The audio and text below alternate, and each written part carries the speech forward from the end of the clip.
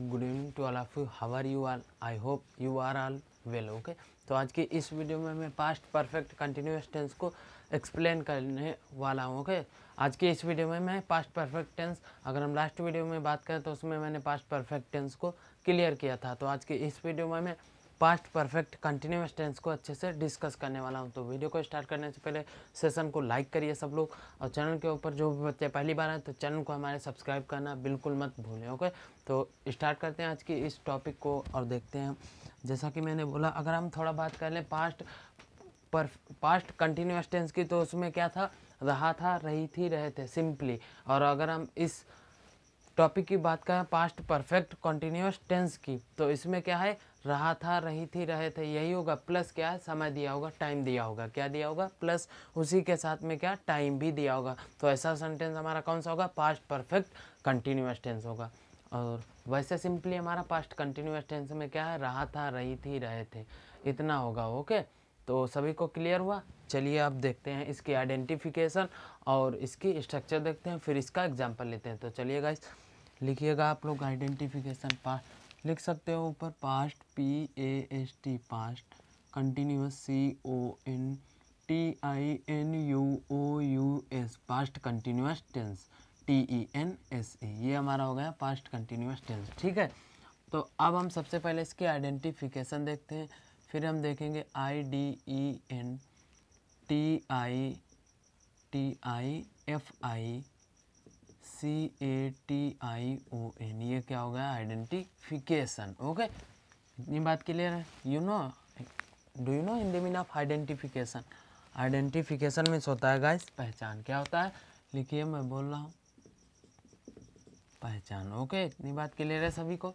अब हम इसकी अगर हम यहाँ पर पास्ट कंटिन्यूअस टेंस मैंने लिख दिया, यहाँ पर है पास्ट परफेक्ट कंटिन्यूअस, लिख लीजिएगा, मिस्टेक हो गई। ओके, यहाँ पर आप लोग लिखिएगा पास्ट परफेक्ट कंटिन्यूअस टेंस, लिखिए PERFECT, past perfect continuous CONTINUOUS, ये हो गया past perfect continuous tense. Okay, TENSE, past perfect continuous tense. Okay, तो आज की और तो इसकी हम आइडेंटिफिकेशन की बात कर लें पहले। सबसे पहले अगर हम इसकी बात करें तो आइडेंटिफिकेशन इसकी क्या है? रहा था, ठीक है, रही थी, रहे थे, प्लस क्या दिया होगा? टाइम दिया होगा। क्या दिया होगा गाइस? टाइम दिया होगा। ओके, इतनी बात सभी को क्लियर है? क्या दिया होगा? रहा था, रही थी, रहे थे, जिस हिंदी वाक्य के या जिस हिंदी सेंटेंस के लास्ट में कह सकते हो। ओके, दिया होगा, रहा था होगा, रही थी होगा, अगर रहे थे, इनमें से कुछ भी आ रहा है और प्लस उसी के साथ टाइम आ रहा है, तो ऐसा सेंटेंस हमारा कौन सा होगा? पास्ट परफेक्ट कंटिन्यूअस टेंस का होगा। इतनी बात क्लियर? टाइम में क्या होता है? समय। ठीक है, अगर रहा था, रही थी, रहे थे के साथ साथ क्या है? समय भी आ रहा होगा, तो ऐसा सेंटेंस हमारा पास्ट परफेक्ट कंटिन्यूअस टेंस का होगा। इतनी बात क्लियर है? तो अब हम इसकी स्ट्रक्चर को देखते हैं सबसे पहले, फिर हम उसी के अकॉर्डिंग क्या एग्जाम्पल को ट्रांसलेट करेंगे। ठीक है, क्या करेंगे? ट्रांसलेट। ओके, तो चलिए, सॉरी, यहाँ पर स्ट्रक्चर लिखिएगा आप लोग। ST मैंने शॉर्टकट में लिख दिया, आप लोग लिख सकते हो मीनिंग क्या है? STRUCTURE। Okay, structure. तो अगर हम स्ट्रक्चर की इसमें बात कर लें स्टूडेंट, तो first of all we will write subject, then we will write had been. क्या लिखेंगे? Had been. क्या लिखेंगे guys? Had been. Subject had been, then लिखेंगे मेन वर्ब की ING फॉर्म, जो वर्ब होगी उसमें ING फॉर्म। ओके, वर्ब में ING form, then object. Okay, subject had been में ING form of the verb, then object, then we will write since और for. क्या लिखेंगे? सिंस और फॉर, देन टाइम। इसको हम SF भी लिख सकते थे शॉर्टकट में, बट मैंने SINCE, सिंस फॉर। ये तो आप लोगों को बहुत अच्छे से मैंने कई सभी टेंसेस के पार्ट में मैंने डिस्कस किया। सभी का मतलब जिसमें मतलब ये टाइम की बात आ रही है, वहाँ पर टाइम की अगर बात वहाँ पर आ रही तो हमने सिंस और फॉर का अच्छे से डिस्कशन किया है। ठीक है, वहाँ पर मैंने कहा कहाँ पर सिंस का प्रयोग करना है, कहाँ पर फॉर का प्रयोग करना है, मैंने बताया। फिर से मैं बता रहा हूँ, तो आप लोग ध्यान से देखिए। सिंस का मतलब होता है सर्टेन, CERTAIN, ओके, निश्चित कह सकते हो। और ये फॉर जो होता है इसका क्या होता है, अनसर्टेन में, वो भी किस चीज़ में, अनसर्टेन टाइम में, ठीक है, अनिश्चित समय में, ठीक है। वहाँ पर हम फॉर का यूज़ करेंगे। अगर वहाँ पर जहाँ पर सर्टेन होगा, हमारा टाइम निश्चित होगा, जहाँ पर टाइम, वहाँ पर हम सिंस का ही यूज करेंगे। इतनी बात क्लियर है। अब हम इसी के अकॉर्डिंग एक दो एग्जांपल सॉल्व करेंगे, जिससे आप लोग ट्रांसलेट करेंगे, जिससे आप लोगों को क्लियर हो जाए ये टेंस, ओके। जिससे आप लोगों को इसी के अकॉर्डिंग कोई एग्जांपल दे दिया जाए तो आप लोग ट्रांसलेट कर ले जाए, ठीक है। चलिए गाइस, तो अगर हम इसके एग्जांपल की बात कर लें, तो एग्जांपल मैं थोड़ा देख लेता हूँ। यस, एग्जांपल की अगर हम बात करें गाइस, तो एग्जांपल जैसा कि अगर हम दें आप लोगों को, तो बोलें अगर हम वह 2 घंटे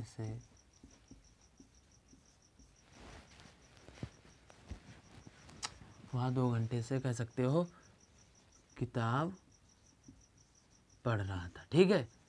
क्या कह सकते हो, वह 2 घंटे से किताब पढ़ रहा था, बुक को क्या है, पढ़ रहा था। तो आप लोग भी लिखते रहिएगा मेरे साथ, मैं बोल रहा हूँ ओके, और लिख भी रहा हूँ।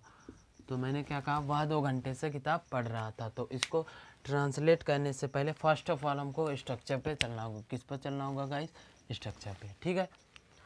तो अगर हम इसके फर्स्ट ऑफ ऑल स्ट्रक्चर पे चलें, तो इसमें क्या लिखा हुआ, सब्जेक्ट। सब्जेक्ट क्या है, ही मीन्स क्या होता है, वह ही है, तो वह तो है सब्जेक्ट, तो वह की इंग्लिश में मीनिंग क्या होगी, ही होगी। तो मैंने सब्जेक्ट को लिख दिया, उसके बाद क्या है, हैड बीन। तो हम यहाँ पर हैड बीन को लिखेंगे। क्या लिखेंगे गाइस, हैड बीन, ठीक है।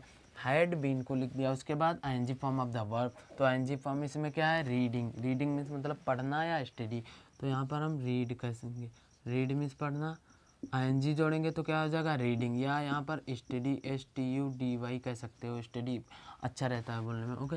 अगर हम आईएनजी इसमें जोड़ेंगे स्टडी में, तो वाई को हटाकर आईएनजी जोड़ देंगे, ठीक है, ऐड कर देंगे। रीडिंग या स्टडीइंग एक ही आप लोगों को यूज करना। मैंने आप लोगों को दोनों मीनिंग्स बता दी, बट आप लोगों को इनमें से 2 में से एक ही यूज करना है, okay. He had been reading या स्टडीइंग। देन क्या है, ऑब्जेक्ट। ऑब्जेक्ट इसमें क्या है, क्या पढ़ रहा था भाई, बुक पढ़ रहा था, तो रीडिंग द बुक, ठीक है। और पढ़ रहा था सिंस और फॉर उसके बाद है, ठीक है, वो टाइम की बात हो रही। तो वह 2 घंटे से, अब 2 घंटे से यहाँ पर 2 घंटे का मतलब है कौन से 2 घंटे, पता है कोई निश्चित नहीं है, कोई भी निश्चित नहीं है टाइम की, मतलब कोई 2 घंटे की बात यहाँ पर हो रही, तो 2 घंटे पता ही नहीं कौन से 2 घंटे। तो 2 घंटे का मतलब अनसर्टेन है, ठीक है।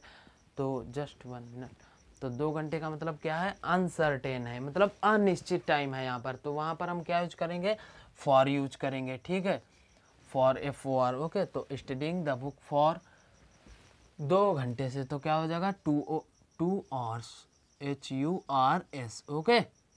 क्या लिखा मैंने, 2 आवर्स, तो इसको आप लोग लिख सकते हो 2 आवर्स।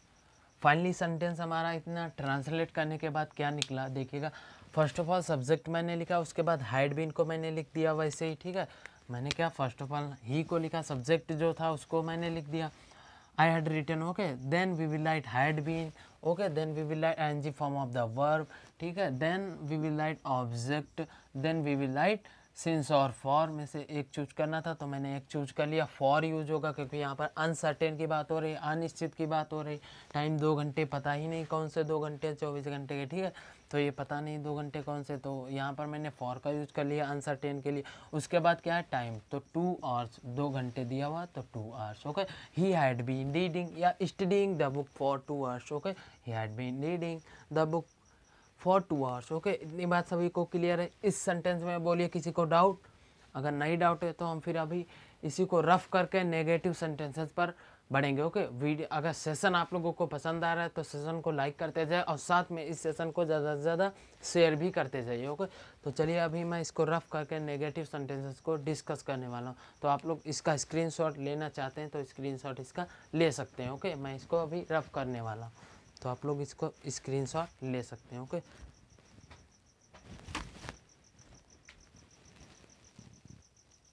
तो अब हम गाइस चलिए इसी के नेक्स्ट पार्ट को कंटिन्यू करते हैं। ओके, जैसा कि मैंने कहा था नेगेटिव सेंटेंसेस को डिस्कस करने वाला हूँ, पास्ट परफेक्ट कंटिन्यूअस टेंस का ही नेगेटिव पार्ट कंटिन्यू करने वाला हूँ। तो अगर हम इसके नेगेटिव सेंटेंसेस की स्ट्रक्चर की बात करें तो सबसे पहले सेम वैसे ही स्ट्रक्चर रहेगी जैसा कि अभी अफर्मेटिव में मैंने डिस्कस किया था सबसे पहले। Okay, first of all okay, तो बस करना क्या है, हैड बीन ये जो लिखा हुआ है यहाँ पर करना क्या है, सब बीच में क्या, मिडिल में क्या करना है, नॉट लगा देना है। क्या करना है, ऐड करना है, नॉट को ऐड करना है। ठीक है, subject then had not been, यहाँ पर मैंने लिख दिया है पहले से। अभी वीडियो को पॉज करके यहाँ पर क्या लिखना है, नॉट लिखना है। बाकी सब सेम रहेगा जैसा कि फर्स्ट अभी अफर्मेटिव स्ट्रक्चर थी, सेम वैसे ही है, देख सकते हो आप लोग। मैं एक बार क्लियर कर रहा हूँ। ओके, तो अगर हम इसके स्ट्रक्चर की बात करें तो सबसे पहले सब्जेक्ट है तो सब्जेक्ट को लिखेंगे, उसके बाद यहाँ पर हैड देन नॉट को लिख देंगे। क्या लिख देंगे, नॉट को लिख देंगे, क्योंकि यह नेगेटिव है। ठीक है, तो हैड नॉट बीन्स, बाकी सब सेम वैसे ही देखिएगा, N G form of the verb, then object, then since और फॉर, देन टाइम। ठीक है, इतनी बात सभी को क्लियर है। अब हम इसी के अकॉर्डिंग एक इसका भी यूज करके एग्जाम्पल आप लोगों को दिखा देते हैं, जिससे आप लोगों को बनाने में कोई दिक्कत ना हो, आप लोगों को बनाने में कोई भी प्रॉब्लम ना है। ठीक है, तो अब चलिए अगर हम इसके एग्जाम्पल की बात कर लें तो लिख सकते हो आप लोग। क्या लिखोगे भाई, लिख सकते हो एग्जाम्पल के लिए आप लोग लिखिएगा, वह 2 घंटे से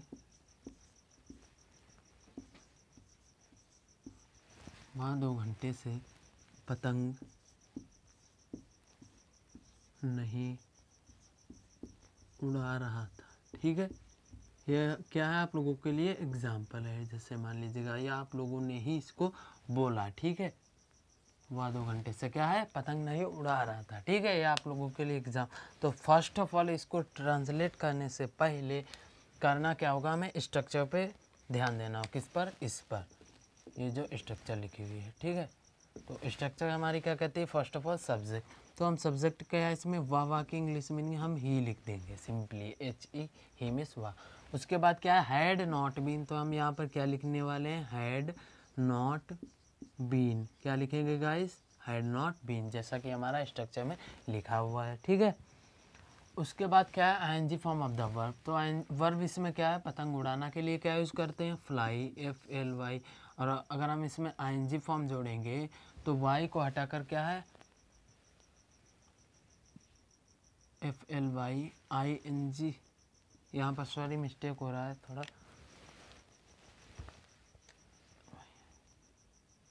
FLY को हटाकर ING लिखते हैं। ठीक है, यहाँ पर ING जोड़ेंगे। ठीक है, अगर इसमें कोई मिस्टेक होगा तो मैं नीचे कमेंट सेक्शन में कमेंट कर दूंगा, पिन कर दूंगा कमेंट को। ओके, इसकी मीनिंग को, he had not been flying, sorry यहाँ पर वाई को नहीं रिमूव किया जाएगा। ठीक है, क्योंकि नहीं तो इसका मीन्स कुछ और हो जाएगा। ठीक है, चेंज हो जाएगा मीन्स, FLYING ही रहेगा, FLYING यही रहेगा। He had not been flying, verb मैंने लिख दी NG form of the verb, क्योंकि यहाँ पर अगर वाई को हटाओगे तो इसका मीन्स चेंज हो जाएगा, कुछ और ही हो जाएगा, FLING फिलिंग हो जाएगा, तो ये नहीं होगा। यहाँ पर वाई को वैसे ही रहने देंगे जैसा कि था। ठीक है, तो वाई को रिमूव नहीं करेंगे। तो he had not been flying, then object क्या है, पतंग उड़ाना, तो फ्लाइंग द क्या हो जाएगा, काइट, KITE। ओके, काइट हो गया हमारा, ही फ्लाइंग द काइट हो गया, ऑब्जेक्ट हो गया। उसके बाद क्या है, सेंस और फॉर, तो वह 2 घंटे से, कोई टाइम निश्चित नहीं है, मतलब 2 घंटे से अनसर्टेन, अनिश्चित, कोई टाइम पता ही नहीं कौन से टाइम पर। ठीक है, ये है 2 घंटे से।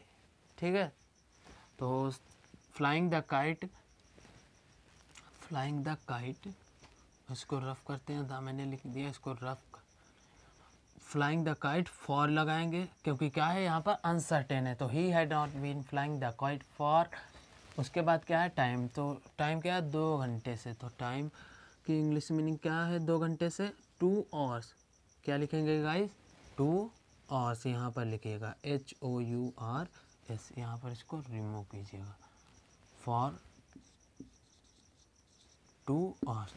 फाइनली इतना ट्रांसलेट करने के बाद क्या निकला नेगेटिव सेंटेंस हमारा, देखिएगा यहाँ पर ध्यान pay attention. Okay, first of all मैंने सब्जेक्ट था तो उसको मैंने सब्जेक्ट को लिखा, उसके बाद हैड नॉट बीन था तो हैड नॉट बीन को मैंने लिख दिया।